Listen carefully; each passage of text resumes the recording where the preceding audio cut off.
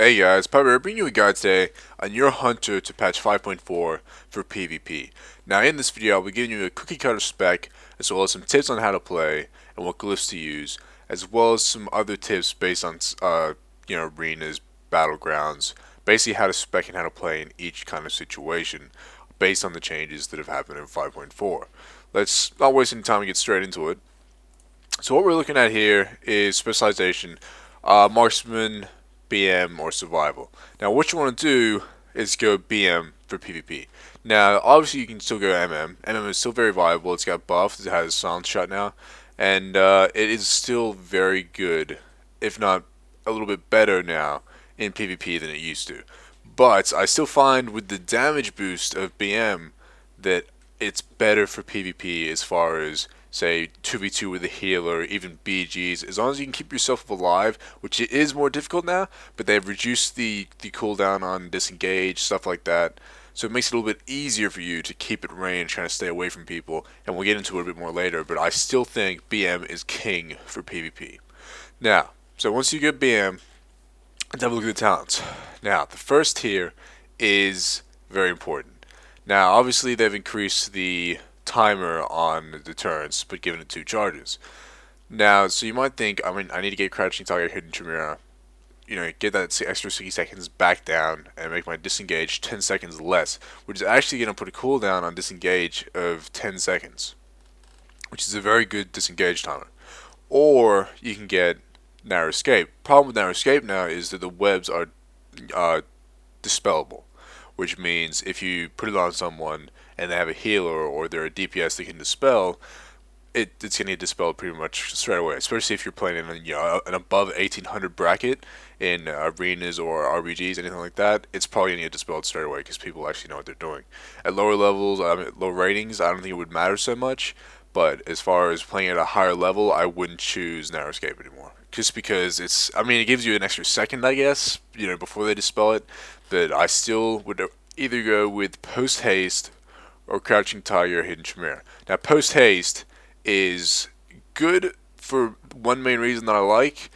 It says 8 seconds. 8 seconds is a long time for you to have a sprint.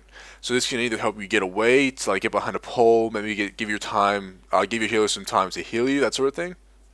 Or even better yet, I find myself using this a lot to disengage and then chase a healer who's trying to like pole fuck me. Um, so basically, you're gonna have to make a decision between post haste and then the crouching tiger hidden chimera. Honestly, I would choose post haste. For that sprint, it is very good, and with 2 charges on your deterrence now, I don't think it's really necessary to get the crouching tiger.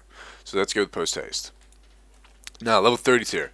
Obviously, silencing shot has now been removed, and put in place is binding shot.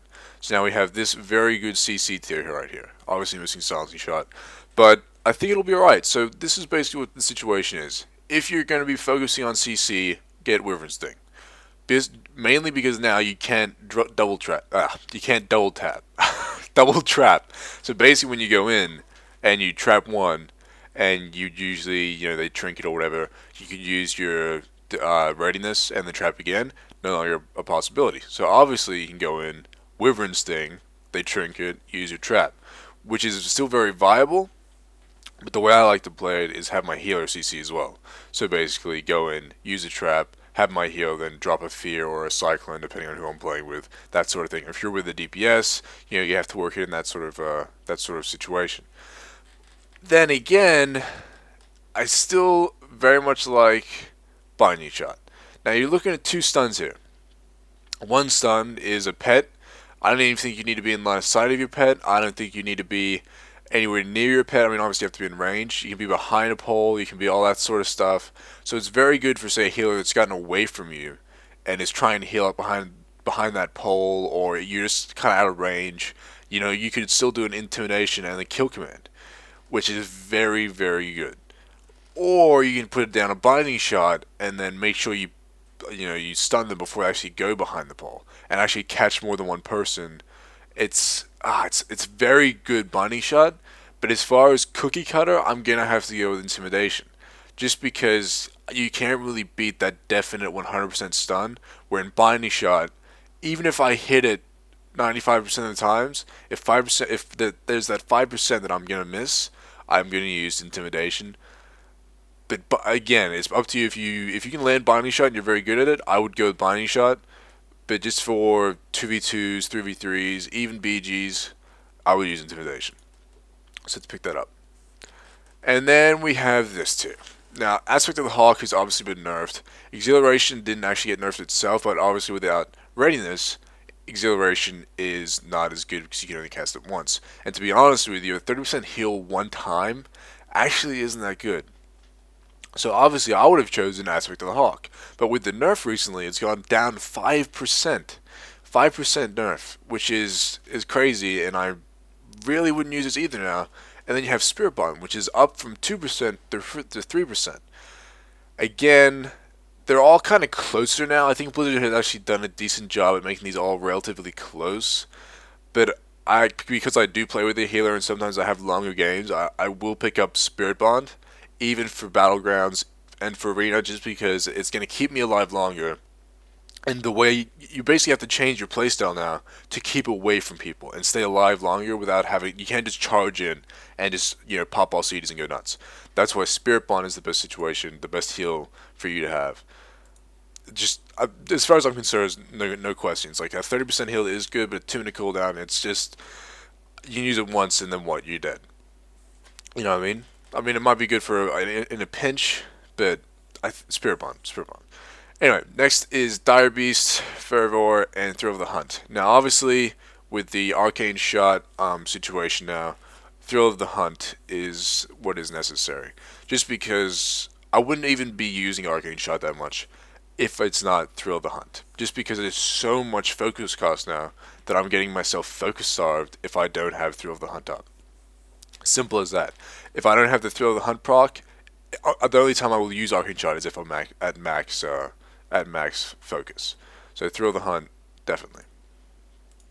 Then we have a Murder of Crows, Link's Rush, Bling Strike. Bling Strike hasn't changed. It's okay, but I wouldn't use it. Link's Rush got buffed, but Murder of Crows also got buffed, so I would definitely take Murder of Crows. This works through deterrences, works through stuff like that, so even if you're versing another hunter, you pop all CDs and then deterrence, this Murder of Crows will still hurt them very bad. And I've killed many hunters doing this sort of thing, where I've gone in, we've both gone crazy on each other, and Murder of Crows is absolutely just, it's helped so much, and with increased damage of 40%, I'm definitely going to have to take Murder of Crows.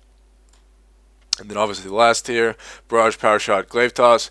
Obviously Power Shot's very fun to play with in Battlegrounds. I would switch out between Power Shot and Glyph Toss in Battlegrounds and whatnot. But as far as just cookie cutter, Glyph Toss definitely for arenas. Now, this spec is not a 100% spec for every single arena you do. In arenas, before you start, it's free to change your glyphs and your spec. It's free. Just a tip for you guys. It's like that because there's no cookie cutter spec for the different combinations. So when you go in with your partner and you see whoever's there, put up your pet buffs and then change your spec based on who you're versing. I will do this, maybe 2 games out of 5. I'll change my spec for some reason. I might get Binding Shot. I might get Power Shot. I might get, Explosive Trap if I'm trying to push someone back. So that's that sort of thing you need to keep in mind when doing this. Is you need to always change and adapt to who you're versing and be good playing with all these abilities, not just the ones that you play with most of the time, because you will need to use them all if you want to go, say, 2k plus, especially now with your healing nerf.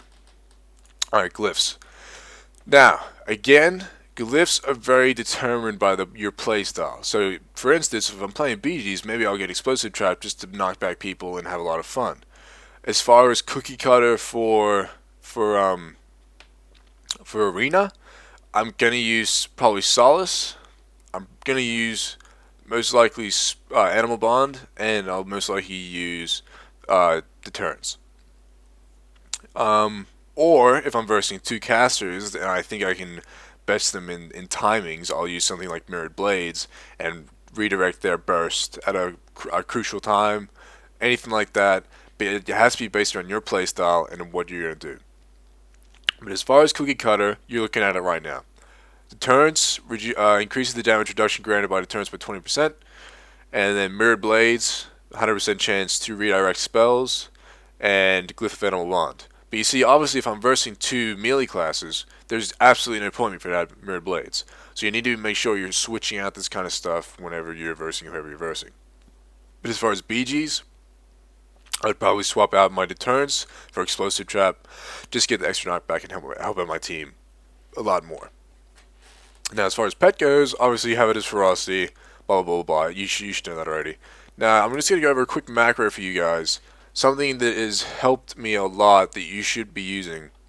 It's fine there, so already on it. This is just a simple one I made. You should never have your pet, especially in battlegrounds, on assist. You should never have it on assist. What you want it to have is on passive, and then macro some of your abilities that you use to slash pet attack and then slash cast the ability. So like previously, I would use Arcane Shot 24/7. So I had my pet slash pet attack and then slash cast Arcane Shot.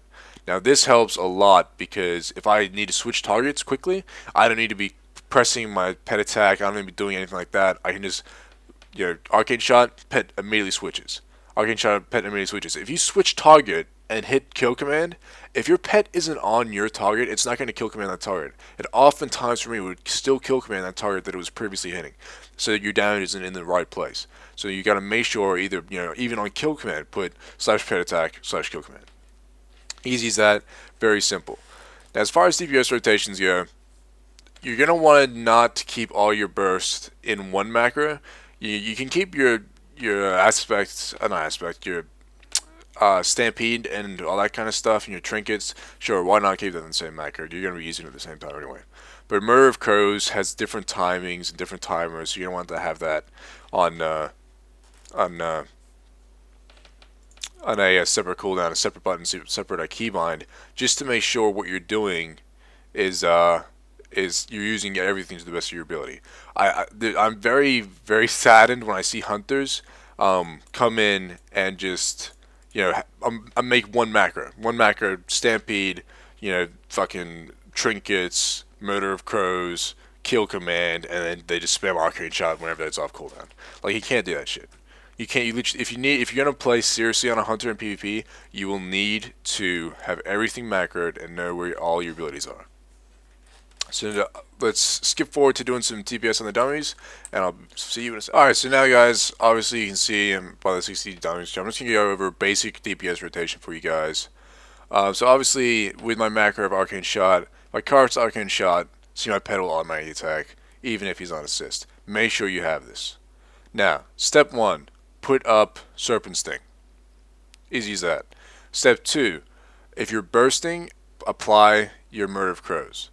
If you have it in a macro, you can just use the macro. Pop all trinkets. Pop your increased haste. Pop everything you have. As a hunter, you really want to use everything at the same time, and then wait for your CDs to come up. Have your intimidation ready for a stun, but I would use the stun second. I would try and use my counter shot first, unless it was 100% necessary to use intimidation. Intimidation is good because if you are aware of what's going on around you, say if you see your paladin make himself immune to silences, well then use your stun, and once the stun's over, then use your interrupt. That sort of thing. But yeah, you have to make the call based on what's happening currently in PvP. So obviously put up your Serpent Sting, pop your CDs, kill command, use your stacks, use your glaive toss, use your stun, pet stun obviously. Make sure you have your pet stun macro and make sure you are using your shale spider. And just DPS like this. And now you see I'm getting low, use Cobra Shot. Now you are going to be using Cobra Shot a lot more. As you can see, DPS really hasn't changed that much. I am using a little bit of focus on my Arcane Shot, but it's not enough, honestly, to make me even a little bit concerned. As long as I use it with my Thrill of the Hunt. That's all it is. You cannot just be spamming Arcane Shot anymore, guys. You cannot be doing it. You cannot be doing it. Make sure you are using it when Thrill of the Hunt is up. If it's not up, make sure you're using Kill Command and your Glaive Toss. Simple as that. Look how hard I'm hitting this dummy. I mean, obviously it is a level 60 dummy or whatever, but it's not very, very difficult. DPS rotation.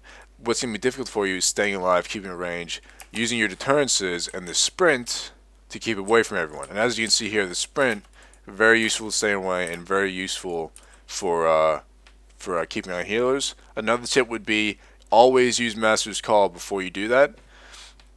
Obviously, in some situations, it's not viable, but if you know you're going to get slowed, if you know a DK's on you, it's going to chains of ice you, make sure you use that Master's Call and have it, macroed or hotkeyed. Make sure you do this. Anyway, thanks for watching, guys. I hope this video helps. I'll be bringing out more hunter videos soon. Have a good day, have a good life, have a good year, and I'll see you later.